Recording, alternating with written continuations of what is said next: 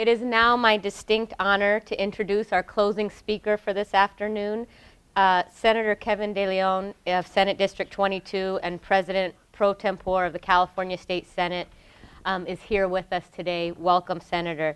Senator De León is deeply knowledgeable about the issue of park inequities, and he has demonstrated in his career an unwavering commitment to improving park access for Californians, low-income people and people of color in his district, District 22, and for all residents of the state of California.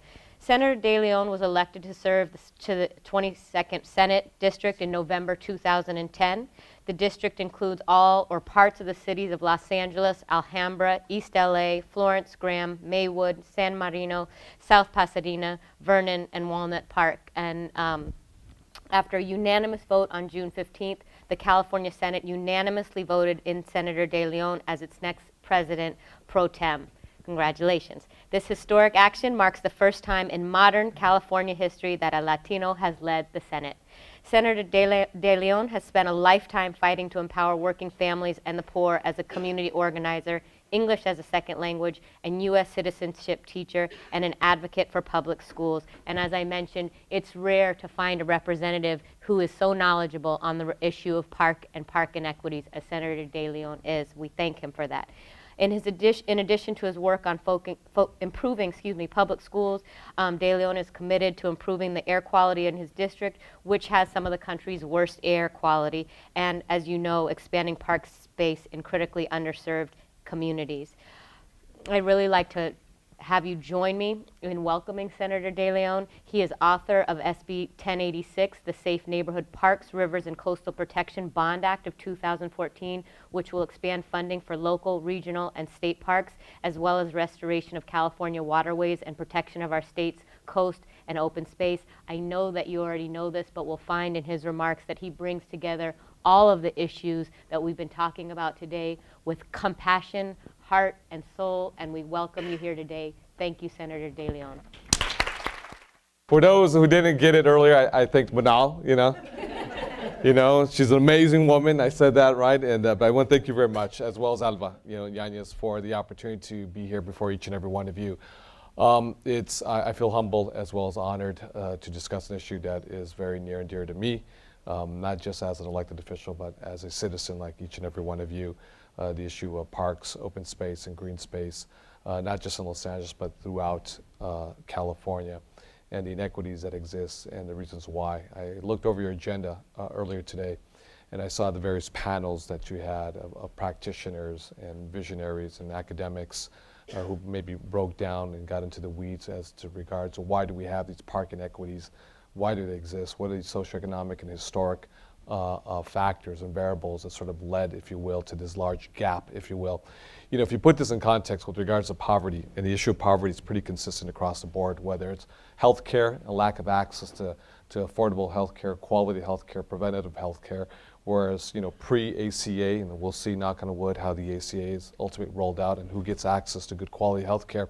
You see a lot of similarities with regards to who ends up in an emergency room, and if someone has cancer, and if that cancer metastasizes, well, someone finds out after the fact when they end up in an emergency room, say for example, County USC Medical Center, because they didn't have access to quality health care.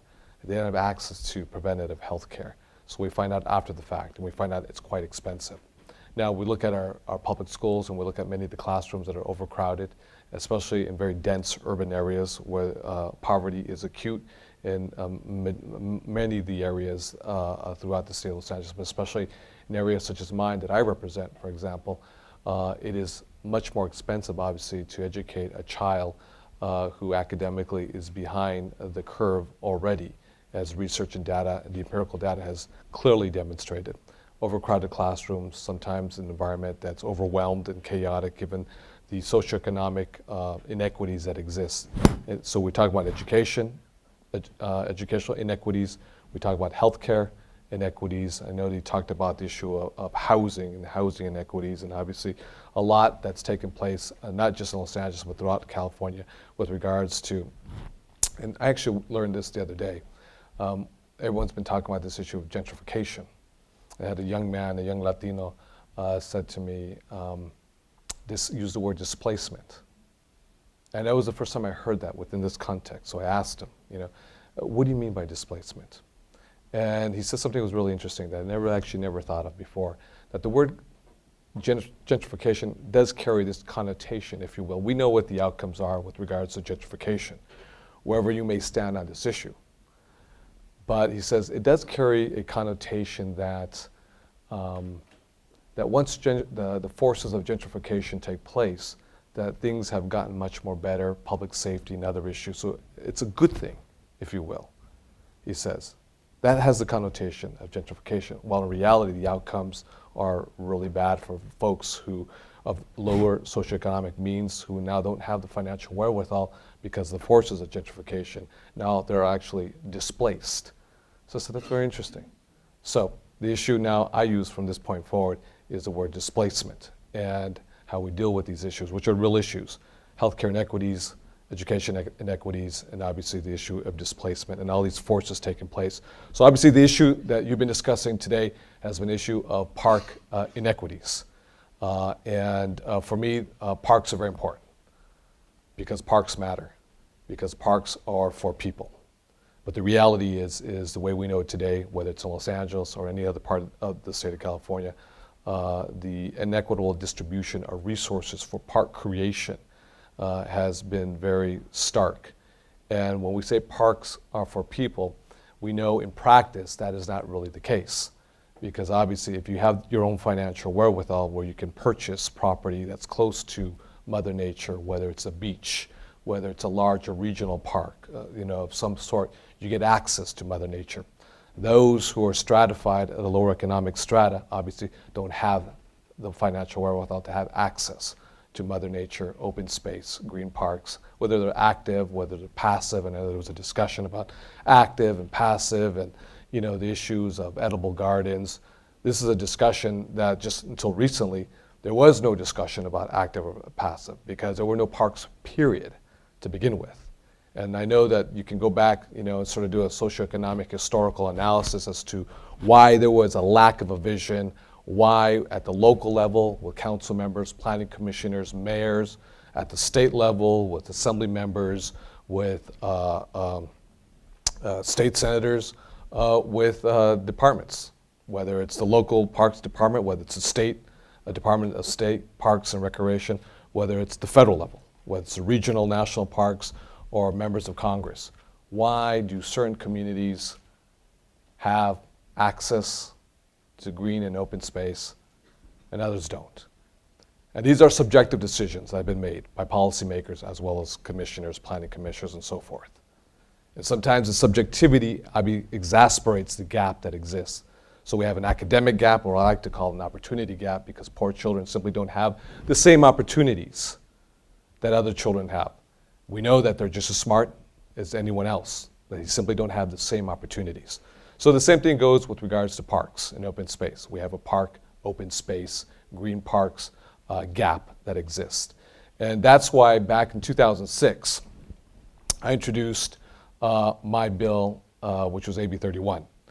And that was the first bill I ever put across the desk in my entire life as a new legislator. And be mindful at that time, as a new legislator, I had never been elected to any body in my entire life, whether it was a city council, whether it was school board, whether it was mayor of a local small town, county board supervisor, college Democratic president, senior class president, A and B president, not even my own peers, to lead a study group session, so I can report out to the rest of the group, I'd been never elected to any, office of any sort, formal or informal. So in 2006, obviously I'm elected, and I had a handful of supporters here, Claire and Mark, Kenyon, and obviously Elba Yanez, when we met for the very first time when we talked about this issue and the issue of Elephant Hill. And we had passed park bonds in California. So I asked my staff to sort of kind of do a rudimentary, if you will, audit of these park bonds. And what we saw was quite startling. And what the conclusion I came to was with these past park bonds that everyone voted on. So if you lived in Malibu or Brentwood or East LA or Boyle Heights or Echo Park or South LA or Laguna Beach or Marin County, everyone voted on these bonds. But what we saw is that the rich actually got richer with parks, and those who have very financial wherewithal or representation to forcefully advocate for them, they got pennies on the dollar, if that. And it's quite interesting because when you look at regional parks or large parks, it is actually less costly to purchase pristine, unblemished, unflawed, acreage, 200, 300 acres, 200, 300 miles away from here, 2, 3, 4 hours away. Whereas in an urban environment, given mitigation issues with regards to brownfields, chemical plants, chrome plating facilities, small acreage, density, overdevelopment, if you will, small parcels, if you will, an acre is incredibly, exponentially much more expensive than pristine, land that is maybe a couple of hours away in a drive. So I think also too with advocacy groups, there's been an issue of these cultural shifts, if you will. Do folks in communities that you may live in, or you folks that you may represent as advocates yourself respectively, do they have the financial wherewithal to say perhaps go to a local REI store and purchase a Thule cargo box, put on top of their Subaru or Volvo or their Audi and drive 2-3 hours out and enjoy Mother Nature? And I think we know the answer to that question. The district that I represent, for example, Boyle Heights, unincorporated East LA, parts of South LA, Echo Park, Silver Lake, Highland Park, Mount Washington, Eagle Rock, and Cypress Park. It is probably geographically the most diverse district, if not in the country, in the entire world. And when I say that, I include the largest concentration of Koreans outside of Korea, in all of Koreatown, Little Bangladeshi, Filipino town, Thai town, Little Armenia, the largest concentration of Central Americans, which is especially acute given the incredible numbers, extraordinary numbers of youth who have crossed the border from Central America, specifically from Guatemala and El Salvador, the largest concentration outside of Central America, right here in my district, as well as the largest concentration of Mexicans outside of the Republic of Mexico, concentrated geographically in Boyle Heights and unincorporated East Los Angeles. So that being said, it's the most incredibly diverse district on planet Earth. And I have 1 million constituents. So it's much more diverse than, say, if you go to Mexico City, because if you've been there as of late, if you notice, there's a lot of people there, but they're mostly all Mexican, And when you go to Beijing and China, there's a lot of Chinese folks there, and you go to San Salvador, there's a lot of Salvadorians there. But there's not a lot of diversity. But when you come to this district in the city of Los Angeles, you see the amazing mosaic, the beautiful tapestry that is weaved throughout our communities. And at the same time, you see the inequities that are compounded even more so. Parks, health inequities, issues of academics, opportunity gaps.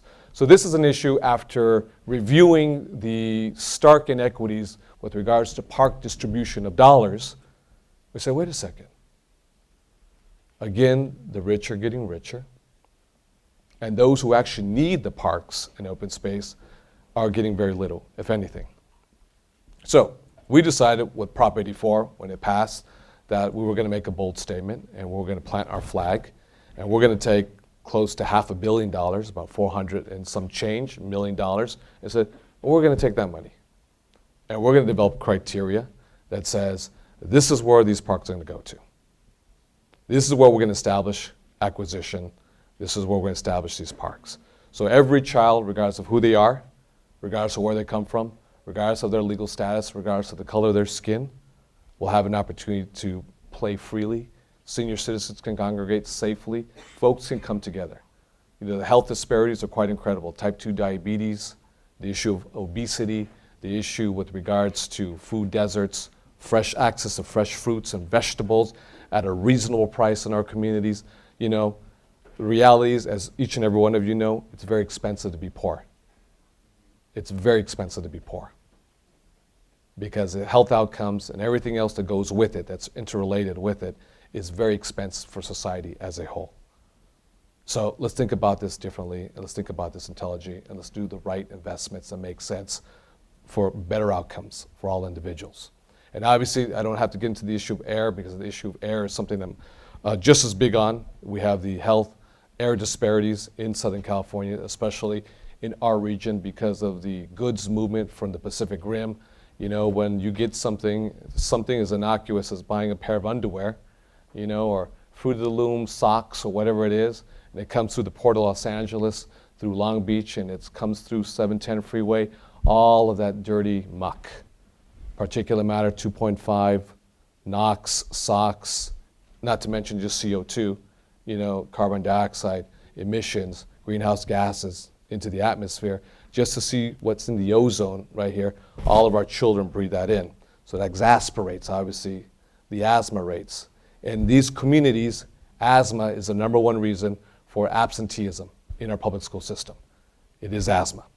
So you take asthma, and then you take no health care, you take emergency room visits, you see how this stuff, you know, just exasperates itself. And that's why poverty is very, very expensive, period, regardless of who you are and regardless of where you come from.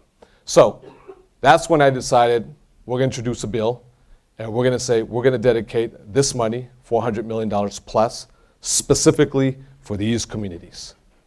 Large density concentration, low park acreage, I should say. And it was quite a struggle. It was not simple by no stretch of the imagination.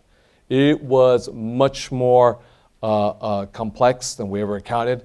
We met very, very stiff resistance from Department of Parks and Recreation themselves. Because culturally, it was something that was quite dramatic. We don't do this. This is not our business. We don't create parks. We don't do acquisition in urban areas. It's complex. It's a new dynamic. Well, that's culture, right? And that's subjectivity. And that's saying I don't feel comfortable doing this. We have a pattern. We have a template from which we have built our successes on. We do things, and you know, it's easier because we have advocates who advocate, right, for parks here. We don't have people who advocate for parks in South LA or Boyle Heights. You know, little than they do. They're right here, each and every one of you, you know. So it was an amazing struggle, no doubt about it. It was not easy by no stretch of the imagination. We fought all the way, step of the way, with stiff resistance to try to defeat the bill in every which way. Long story short, I'll just speed it up, fast forward it. I won't bore you with the details, but they're very, very juicy details, you know, very juicy details. Yeah, I know, yeah. You know, all this, the todos los chismes. Well, it's of people you know too, you know, of people you know. But we won't go back to that, you know. We won't go back into that. But so the bill passed. The bill passed. And the bill AB 31, thank you much. Thank you, Alina. Yes, the bill passed, and to his credit, then Republican Governor Arnold Schwarzenegger signed the bill. He signed the bill. And AB 31 represents the largest investment in urban park initiative, and it was just urban areas, but it was also rural areas as well too, in the nation's history. More than $425 million were invested throughout the state of California. The $425 million represents 127 park projects, of which 103 are brand new parks, and the rest, 24, were current parks that were upgraded and rehabbed. So it was 127 total parks, projects, and 103 brand new parks that were created. Michael, spoke earlier today. They have the 50 Park Initiative, which is a fantastic, initiative for the city of Los Angeles. Out of the 50 Park Initiative, it was 17 or 18? About 18 of the parks of the 50 Park Initiatives comes directly from AB 31.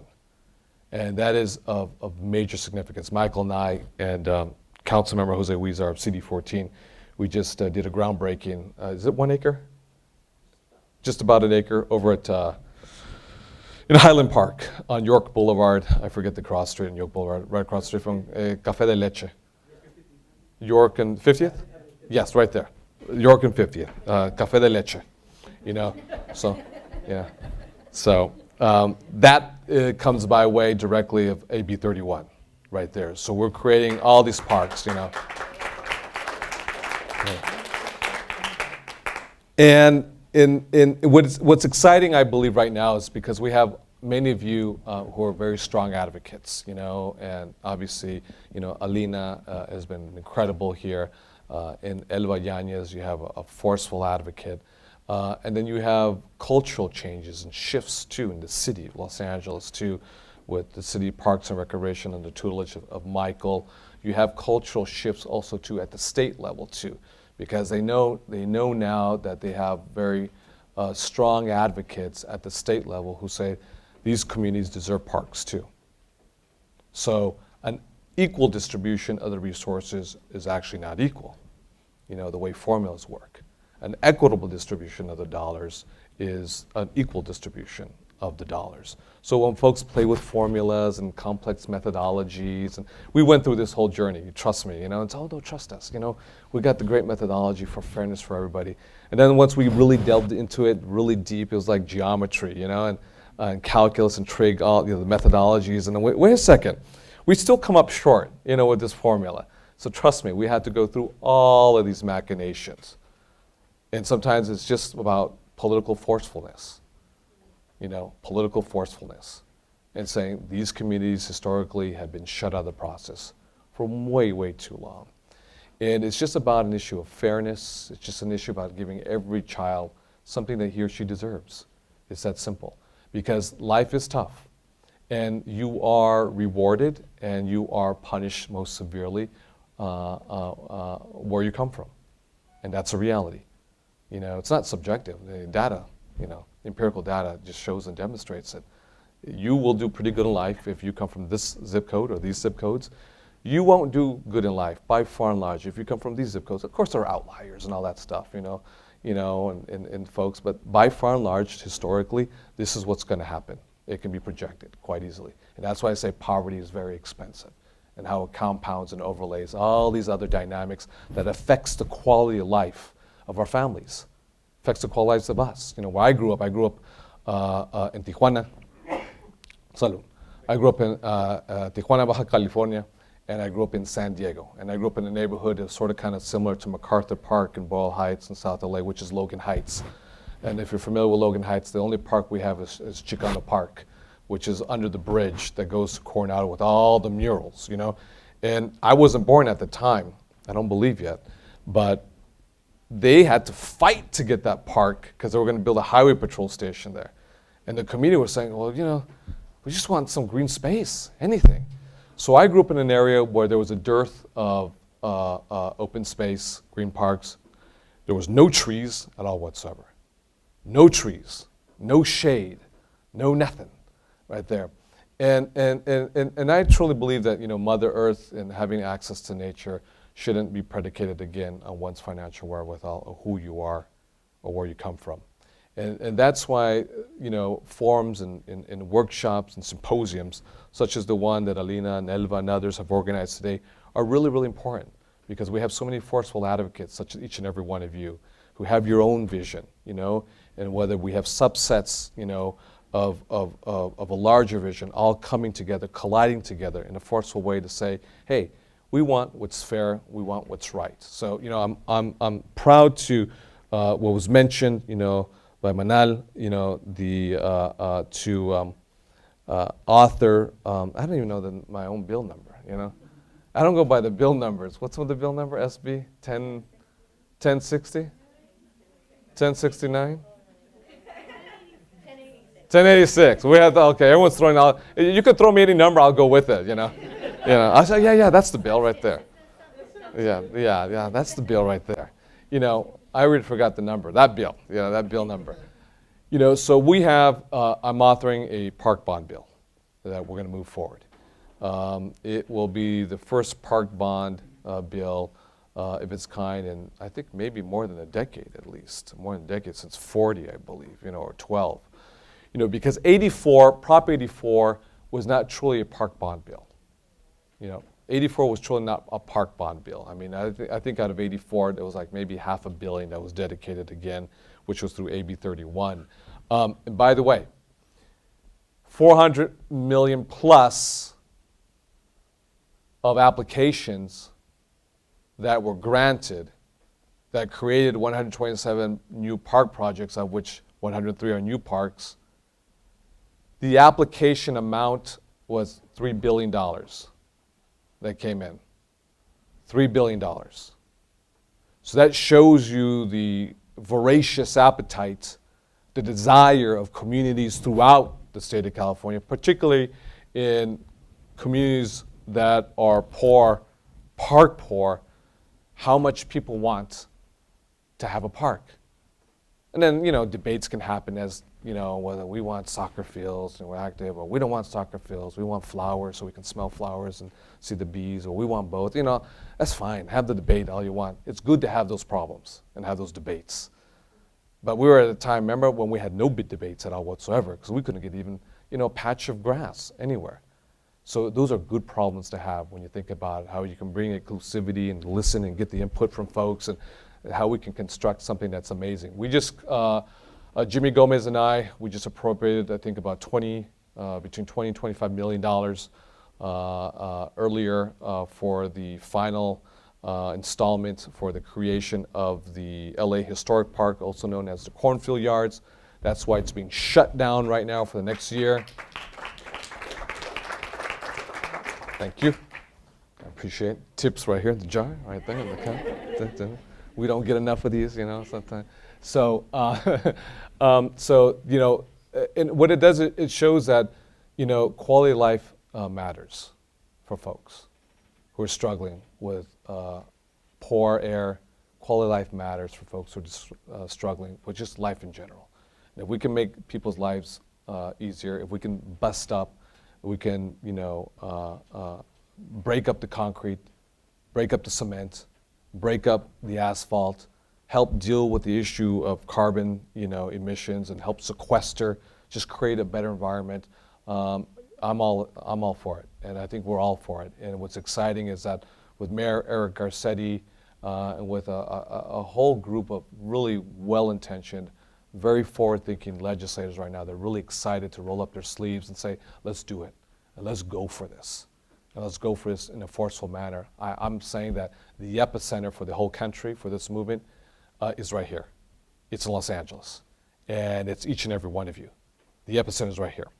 I respect my friends and colleagues in Portland, Oregon, and Seattle. They've done an amazing job,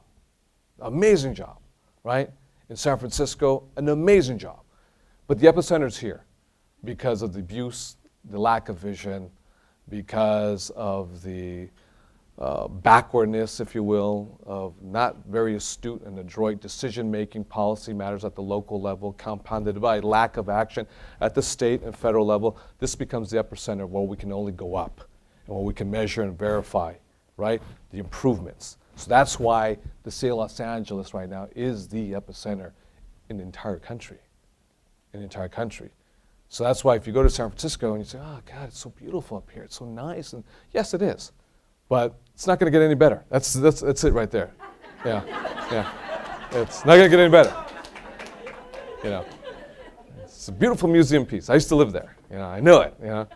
And that's why you hear, oh God, all this traffic, man, there's cement, this strip mall here, and it's hot. Look at the asphalt, and you can see all the CO2 just bouncing off. Yes, right?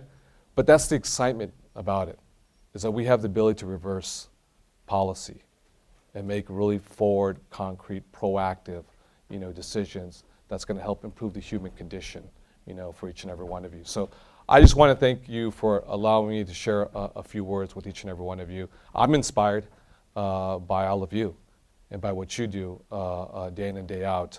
I'm going to need your help. There's no doubt about it. I can't do it alone. So I need your backup with me on this journey as we move forward to make sure that we bust up the concrete, cement, and asphalt. We bring about green parks and open space, active and passive, and all of the above. And I think we can do it, and we can do it with your help. So I want to let that. Thank you very much, and I hope you have a rest of a good conference. Thank you. So thank you again, Senator De León. And it's in terms of wrapping up the symposium, I think his call to action both at the state level and local level to reverse the, the inequities, which I know many of us are committed to. I know many of us are working on it on a day-to-day basis. I'm just very excited that, we're all here today deeply enough that, that we care deeply enough about this issue. In your packet, there was a one-pager that talked about some of the strategies and actions that we believe will help address park inequities. I'm not going to go through that because I know everybody's kind of reached their end of the day. But I want to again kind of thank you for coming to our first Park Equity Symposium. We hope to hold the symposium annually, so we invite you back for next year. Also in your packet there is an evaluation form, so we welcome your feedback. We would love to hear your thoughts about what you liked about today, what you didn't like about today, what you would like to see more of or see less of. So as we plan next year's gathering and convening. And with that, is again, kind of representing the LA Neighborhood Land Trust. We are committed to this issue. We absolutely know that this is not something that, we can do, nor do we want to do alone. So we are here to partner with every single one of you and look forward to really coming up with kind of collective strategies for, continuing the good work that's been done to address this issue. So I want to thank all of our wonderful speakers, and it seems like we've got a few left here that are still holding down the fort that might stick around if you have any additional questions. We do have some snacks outside if you want to hang out. We are going to take about a 10-minute break. And then for those of you who want to stay, we're going to be doing a workshop on, Lark mentioned it in her presentation, LA Open Acres, that the website that CHC is working on, as well as the LA Neighborhood Land Trust TIL, the Transforming Inner Cities Lost Lots database. And so you'll hear a presentation on kind of both the database and the website, and learn a little bit more about some of the tools on how to access and utilize those. So for those of you who want to stay and kind of work on or learn a little bit more about those, we invite you to do that. So we'll be reconvening for that workshop again in about 10 minutes, so please pay attention to your time. For those of you who are on your way out, thank you again. Please make sure if you didn't sign in that you sign in so we can stay in touch with you. And thanks again for your time, for your questions, and for your passion and commitment to this issue. Thank you.